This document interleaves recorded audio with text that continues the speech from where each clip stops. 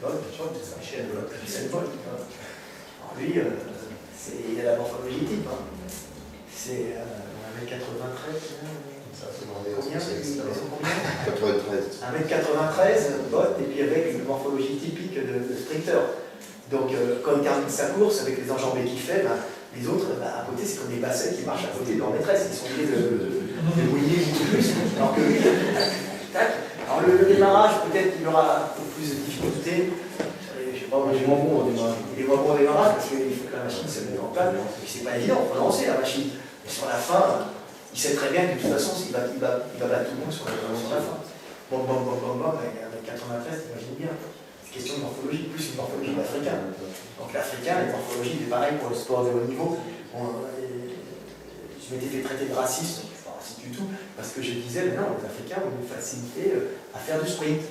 Ils sont meilleurs en général que les Européens. Alors c'est pas du racisme du tout, c'est des adaptations climatiques. Comme ils sont africains, comme c'est un pays chaud, regarde, les Africains de l'Ouest, parce que les Africains de l'Est sont des morphologies assez similaires, mais en plus petits. Les Africains de l'Ouest, ils sont grands et bien alimentés parce que c'est une zone très riche, donc il n'y a jamais de pénurie, donc ça fait des grands gabarits. Hein. On voit que tous les champions de sprint viennent de ces régions-là, parce qu'ils traitent des esclaves à un moment, c'était un truc assez horrible, et ils ont été envoyés en Amérique sur abondance, entraînement, machin, et c'est des mecs qui ont une morphologie type adaptée justement à la course. Donc, comme ils sont grands et bien alimentés, c'était des zones d'hyperalimentation, ça fait des mecs qui poussent un peu comme les Allemands ont poussé et les Hollandais ont poussé. Hein. Et en plus, ils ont un bassin qui est adapté. Alors l'Africain, il a un bassin qui est adapté à ses grandes jambes. L'Africain, il a des grandes jambes pour des raisons de thermorégulation, je vais l'expliquer. Il se retrouve avec de grandes jambes et quand vous êtes sportif, quand on fait une attaque au sol, quand on a des grandes jambes, normalement on va manquer de puissance à l'attaque au sol, puisque c'est des grandes oscillations.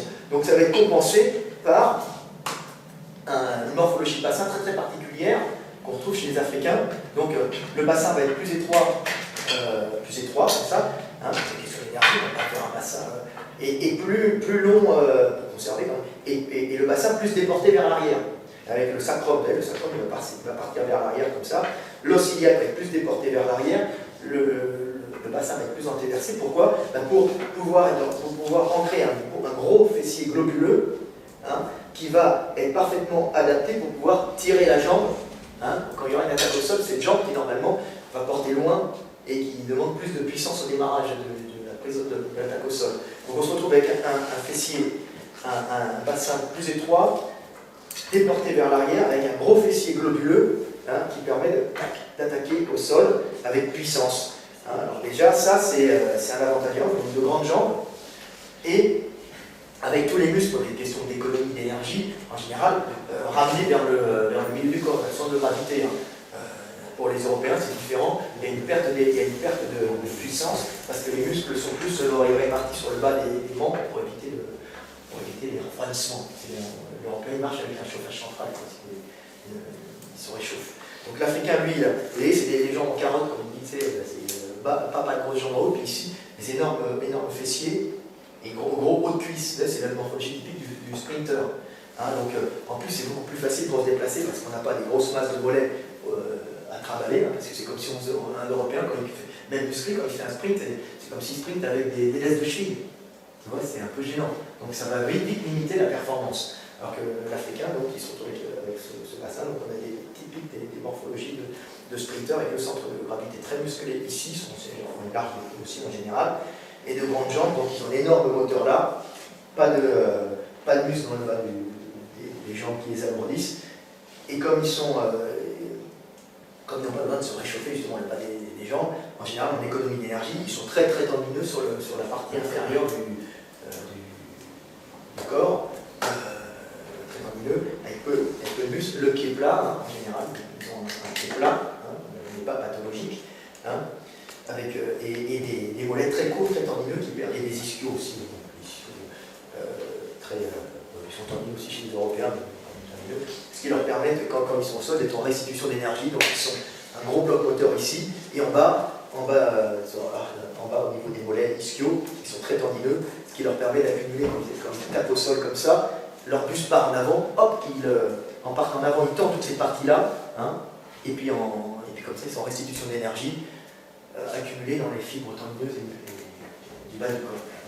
Ils sont extrêmement puissants pour ça, parce que économie d'énergie ici, gros bloc moteur, ça fait des sprinters terrifiants. Qu'un Européen ne peut pas... on avait, comme il s'appelle, le maître qui, lui, si vous le regardez, il a un énorme bassin. Vous avez vu, le bassin de le maître très large. Et il a un bassin surdéveloppé pour son... Et quand même de grandes jambes pour un Européen. Il a dit mon fils du lait, je ne sais pas de quelle origine il est, c'est un grand blond, hein, c'est ça. Il a peut-être des origines germaniques, je ne sais pas, ou hollandais, je ne sais pas. En tout cas, il a un bassin surdéveloppé, ce qui permet aussi d'avoir une morphologie de sprinter. Mais il évite de limiter, parce que de toute façon, il a un bloc moteur qui descend jusque dans le bas et qui s'il se développe, ça va l'alourdir. C'est le problème qu'on avait eu avec les Asiatiques. Il y a un champion, on a beaucoup de champions. On a eu des champions asiatiques juniors de sprint, comment ils s'appellent, je ne sais plus. Comme Wei, voilà. Je sais pas. Et on ne les voit plus après. On les voit débuter, mais on ne les voit plus finir, parce que les mecs, ils ont une qualité nerveuse énorme, ils sont très très musculaires, donc ça fait des juniors extrêmement forts.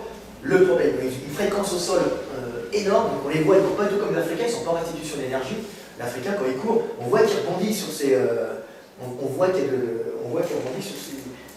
Il y a une accumulation d'énergie élastique dans toute sa partie inférieure de la jambe, et son gros bloc moteur monté ici, alors que le japonais, il a un énorme moteur qui descend jusqu'en bas et c'est sur ses mollets. Alors il fait du moulinage, il court aussi avec ses mollets en contraction. Le seul problème, c'est que quand il grandit, quand il devient plus mature, ben pour avoir de la performance, il est obligé de prendre du volume musculaire. Et où est-ce qu'il va prendre du volume musculaire? Ben dans le bas de la cuisse et dans le mollet. Comme les japonais ont en général un peu de cul plat, bon, il a quand même un énorme cul, mais bon, en général, il va le prendre dans le bas de la cuisse. Et là, ben, il va pas pouvoir être super performant parce qu'il va se lester de plus en plus pour pouvoir augmenter sa puissance. Et là, on les voit qu'ils deviennent moins performants et qu'ils ne deviennent pas adultes. Ou adultes plus tard. Parce qu'en plus, comme c'est du sport de haut niveau, on sait très bien qu'au niveau olympique, les gens, comme c'est un métier, c'est professionnel, malheureusement, je vais en parler, hein, et comme ils font vivre leur famille et comme c'est leur avenir, en général, à un niveau international, à ce niveau-là, il y a beaucoup d'argent en jeu, il y a des sponsors qui alignent des millions, la tentation fait que, ils se professionnalisent, donc en général, ils se chargent de stéroïdes, de croissance, ce qui leur permet d'augmenter le volume de leur bloc moteur. Mais leur bloc moteur, chez les Asiatiques, il va augmenter en bas, ça va les alourdir, donc on va les voir disparaître, parce que l'Africain, lui, quand il va, l'afrodescendant, quand il va alourdir son bloc moteur, c'est pas trop grave, il va l'alourdir que vers le milieu, vers le centre de gravité, donc c'est beaucoup plus facile à transporter. Hein, c'est comme si vous avez le moteur en bas, vous allez bouger en plus, donc vous perdez l'énergie pour rien. Donc voilà. Alors l'Européen, lui, son problème justement, c'est qu'il il est plus court en jambes, il marche moins au fessier, il va marcher plus avec les mollets, hein, il va contracter ses mollets quand il va se déplacer, il va dérouler comme ça, il va contracter aussi plus le quadri plus que le fessier. L'Africain il est comme ça, hein, hop, il marche avec sa fesse, c'est sa fesse qui fait le mouvement essentiellement,